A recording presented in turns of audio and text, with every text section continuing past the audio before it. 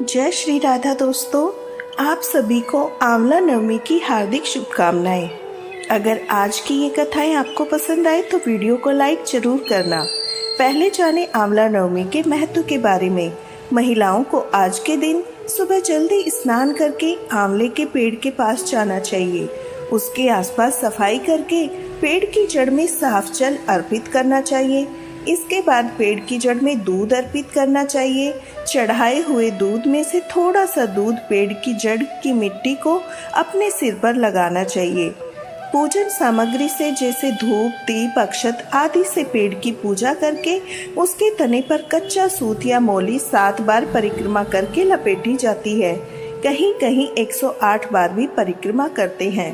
पूजन के बाद परिवार और संतान की सुख समृद्धि की कामना करके पेड़ के नीचे बैठकर कथा सुनने के बाद परिवार और मित्रों के साथ भोजन करना चाहिए। यदि भोजन ग्रहण करना संभव ना हो तो आंवले के फलों का भी सेवन कर आप वृक्ष के नीचे बैठकर कर सकते हैं।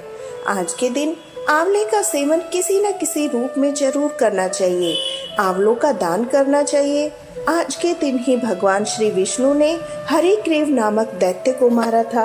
आंवला नवमी पर ही भगवान श्री कृष्ण ने कंस का वध करने से पहले 3 वनों की परिक्रमा की थी। आंवला नवमी पर बहुत से लोग मथुरा वृंदावन की परिक्रमा भी करते हैं। आंवला नवमी पर आंवले के पेड़ के नीचे पूजा और भोजन करने की परंपरा माता लक्ष्मी जी ने प्रारंभ की थी। एक कथा के अनुसार एक बार माँ लक्ष्मी जी धरती पर घूमने के लिए आई। धरती पर आकर माँ लक्ष्मी जी सोचने लगी, भगवान विष्णु और शिव जी की पूजा एक साथ कैसे की जा सकती है।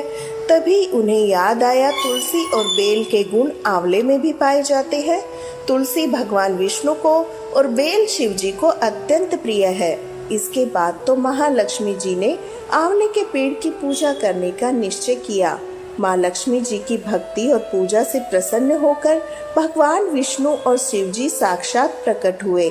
माँ लक्ष्मी जी ने आंवले के पेड़ के नीचे भोजन तैयार करके भगवान विष्णु और शिव जी को भोजन कराया।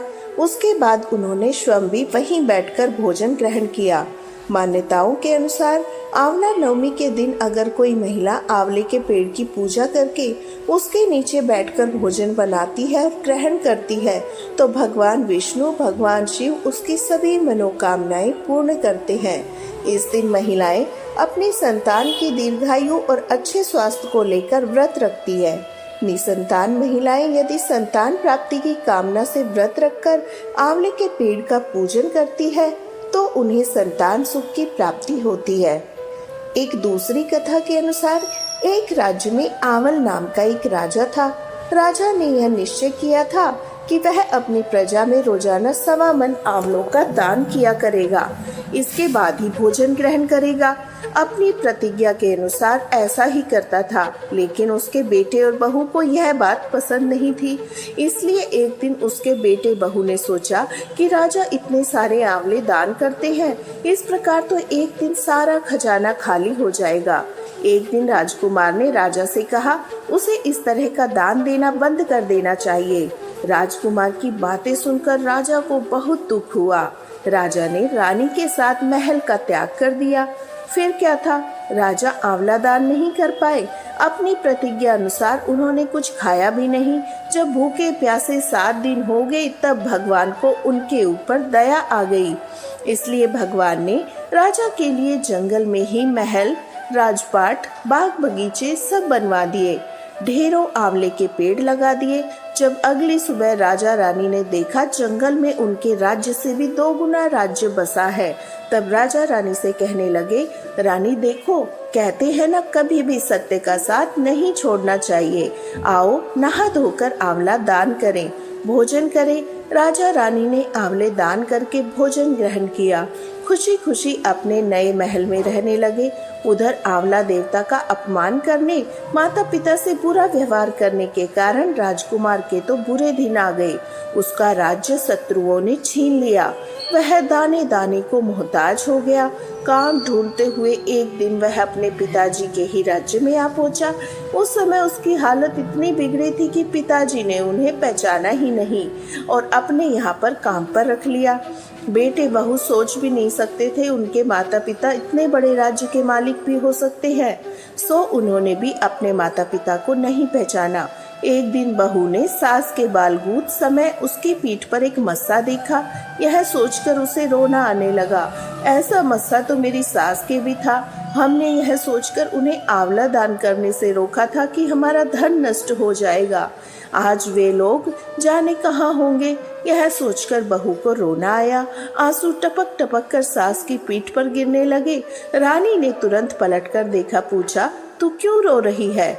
उसने बताया, आपकी पीठ पर जैसा मस्सा है वैसी मेरी सास की पीठ पर भी था। हमने उन्हें आंवला दान करने से रोक दिया था, इसलिए वो नाराज होकर घर छोड़कर चले गए। तब रानी ने उन्हें पहचान लिया, सारा हाल पूछा और अपना हाल भी बताया।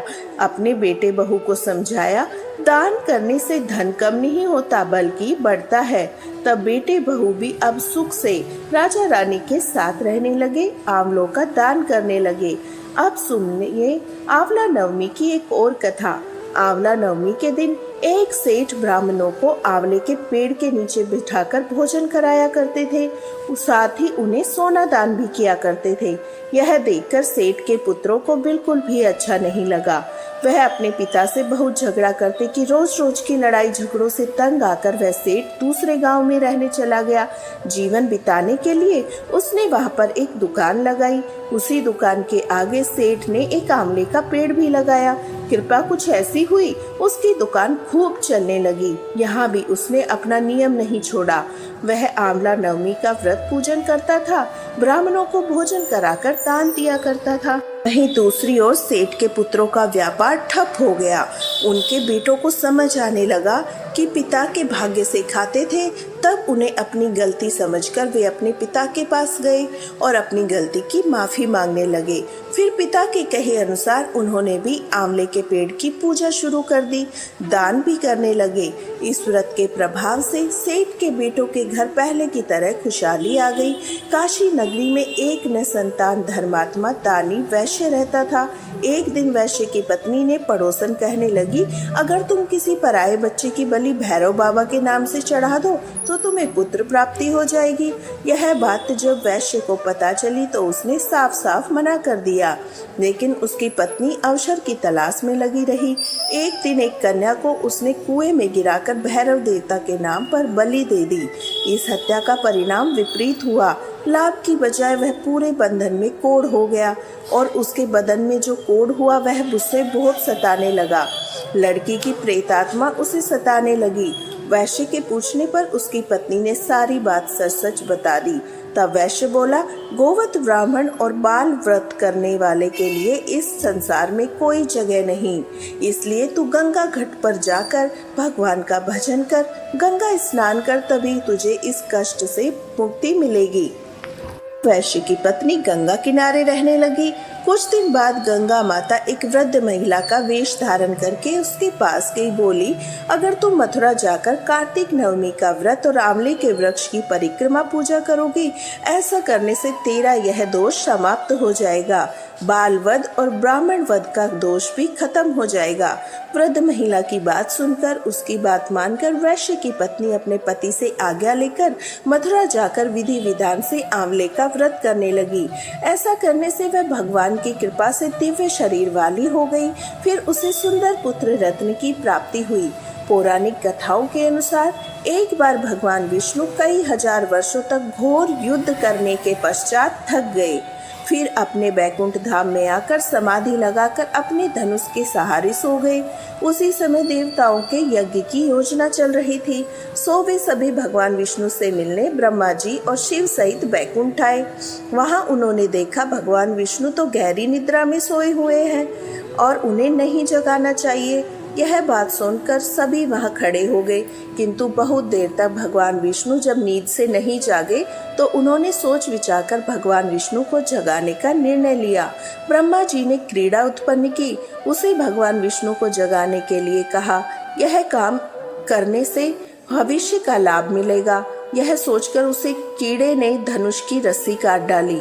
धनुष की रस्सी काटते ही एक भयानक शब्द हुआ। चारों ओर अंधेरा छा गया। कुछ समय के बाद जब धीरे धीरे अंधेरा छटा तो देवताओं ने देखा भगवान विष्णु का सिर उनके शरीर पर नहीं है। तब देवता चिंतित हो बैठे और भयभीत हो गए। देवताओं को चिंतामग्न देखकर ब्रह्मा जी ने कहा, देवताओं चिंता न करो, संसार में जो कुछ भी होता है कुछ न कुछ कारण अवश्य होता है। यहाँ पर बिना कारण कोई कार्य नहीं होता। हम सभी देवी पराशक्ति की आराधना करेंगे, अवश्य ही वे इस समस्या का समाधान करेगी। ऐसा कहकर ब्रह्मा जी ने सभी वेदों की स्तुति की, सभी देवी की स्तुति का आदेश दिया। तब वेदों ने देवी की स्तुति की तो देवी अत्यंत प्रसन्न हुई और एक आकाशवाणी हुई। आकाशवाणी ने कहा, देवताओं मैं वेदों की स्तुति से अत्यंत प्रसन्न हूँ। आप लोगों को चिंता करने की आवश्यकता नहीं है। भगवान विष्णु का जो सिर कटा है इसके दो कारण है। पहला तो इन्हें एक बार लक्ष्मी जी ने कह दिया था आप बिना सिर के हो जाओगे, क्योंकि लक्ष्मी जी को देखकर भगवान विष्णु हंस रहे थे। दूसरा कारण हयग्रीव नाम के दैत्य का अंत करना। हयग्रीव नाम का एक दैत्य है, इसने अन्न जल सब कुछ त्याग कर 1000 वर्ष तक मेरी तपस्या की थी। इस समय उस दैत्य ने अपनी सारी इंद्रियों को वश में कर लिया था, केवल मेरे एक बजाकर मंत्र का जाप करता था। इसने मेरी तामसी रूप के दर्शन पाने के लिए ऐसी घोर तपस्या की कि तब मैं एक पराशक्ति ही अपने तामसी रूप से इस दैत्य के सामने प्रकट हुई। देवी को अपने सामने प्रकट देखकर यह दैत्य अत्यंत प्रसन्न हुआ, उठकर खड़ा हो गया। वह मेरे उस रूप की परिक्रमा करने लगा, मेरी स्तुति करने लगा और मनवांछित फल मांगने के लिए कहा। उसने कहा, देवी मैं अमर होना चाहता हूँ। उसकी बातें सुनकर मेरी उस तामसी शक्ति ने कहा, दैत्यराज संसार में सभी की मृत्यु तय है, यही संसार का नियम है, मैं इस नियम को भंग नहीं कर सकती, इसलिए तुम सोच समझकर कोई और वरदान मांगो। फिर उसके बाद उस दैत्य ने वर मांगा, मेरी मृत्यु केवल भगवान हयग्रीव के द्वारा ही हो। तब मैंने ही ये मनवांछित फल मृत्यु देने का वरदान दिया था। उसी समय वह दैत्य अपने बल के घमंड में आकर ब्राह्मणों, देवताओं, साधु जनों को पीड़ित कर रहा है। सभी को इस दैत्य के आतंक से मुक्ति कराने के लिए भगवान विष्णु का शरीर होना आवश्यक है, इसलिए आज इनका शरीर कट गया है। और ब्रह्मा जी एक घोड़े का सिर काटकर श्री विष्णु जी के शरीर पर लगा दे ताकि उसका ग्रीव अवतार हो जाए और वे हयग्रीव दैत्य का अंत कर दे। इतना कहकर देवी अंतर ध्यान हो गई। इसके बाद देवी के कथा अनुसार ब्रह्मा जी ने अपनी तलवार से घोड़े का सिर काट दिया, उसे भगवान शिव के विष्णु के शरीर पर लगा दिया। उसी क्षण भगवान विष्णु खड़े हो गए। इस तरह भगवान विष्णु का हयग्रीव अवतार हुआ।